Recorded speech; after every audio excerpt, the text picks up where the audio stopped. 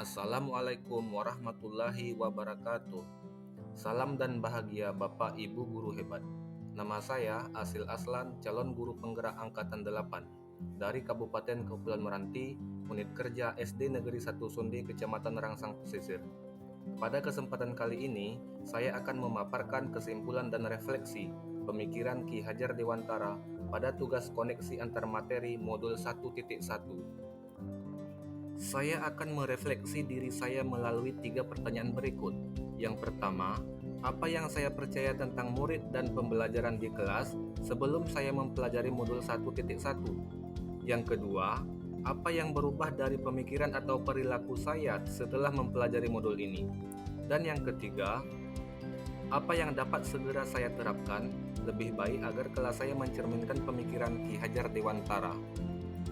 Sebelum mempelajari modul 1.1 tentang pemikiran Ki Hajar Dewantara, pembelajaran yang saya lakukan yaitu: yang pertama, pembelajaran berpusat pada guru. Dalam pembelajaran di kelas, saya mendominasi pembelajaran dengan menggunakan metode ceramah, sehingga murid hanya duduk diam mendengarkan, menganggap bahwa murid hanya sebagai objek pembelajaran sehingga pembelajaran berpusat pada guru, yang mengakibatkan murid merasa bosan dan kurang bersemangat. Yang kedua, menentukan model pembelajaran yang sama dalam satu kelas.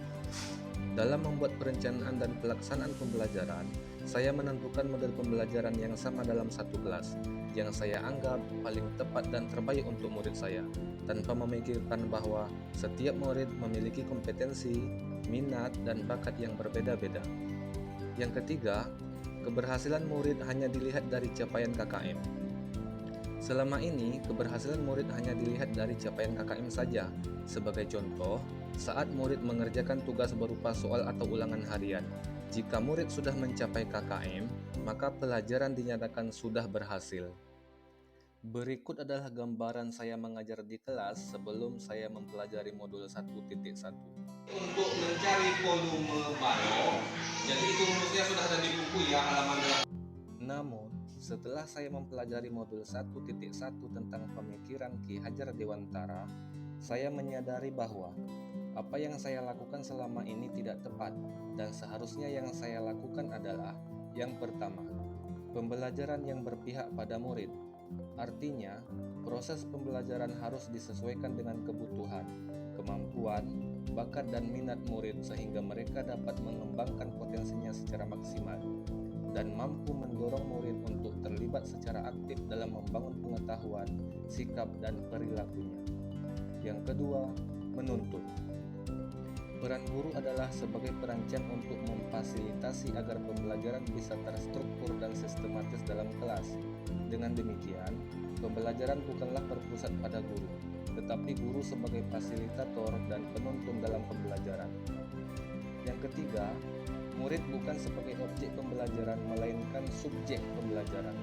Artinya, murid memiliki kebebasan berekspresi, mengemukakan pendapat dan berkreasi, serta penggunaan metode atau model pembelajaran, media pembelajaran yang tepat sesuai dengan kebutuhan, kemampuan, bakat, dan minat murid. Yang keempat, karakteristik murid berbeda-beda. Setiap anak yang terlahir ke dunia ini adalah sebuah kodrat yang memiliki kelebihan dan kekurangannya masing-masing, sehingga saya harus menghargai setiap karakter murid dan memberikan kesempatan untuk mereka agar tumbuh sesuai dengan kodratnya. Yang dapat segera saya terapkan agar mencerminkan pemikiran Ki Hajar Dewantara adalah: yang pertama, merancang pembelajaran yang sesuai dengan kebutuhan, karakteristik, bakat, dan minat murid. Yang kedua, menjadi teladan. Guru harus mampu menjadi teladan terhadap muridnya, karena murid belajar dari apa yang mereka lihat dan rasakan.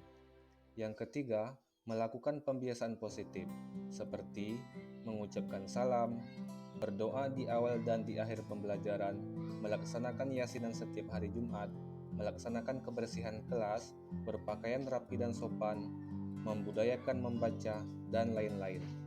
Yang keempat, menjadikan permainan bagian dari pembelajaran di sekolah. Bermain adalah salah satu kodrat anak, sehingga saya akan menjadikan permainan bagian daripada pembelajaran di sekolah. Adapun kesimpulan dari pemikiran Ki Hajar Dewantara ini adalah, yang pertama, pendidikan adalah menuntun murid sesuai dengan kebutuhan, karakteristik, minat, dan bakatnya. Yang kedua, pendidikan sejatinya berhamba pada anak. Yang ketiga, mendebalkan laku anak dengan kekuatan konteks diri anak dan sosio-kultural atau budaya. Yang keempat, bermain adalah salah satu kodrat anak. Semoga video ini menginspirasi bagi Bapak Ibu pejuang pendidikan. Salam dan bahagia Bapak Ibu guru hebat. Wassalamualaikum warahmatullahi wabarakatuh.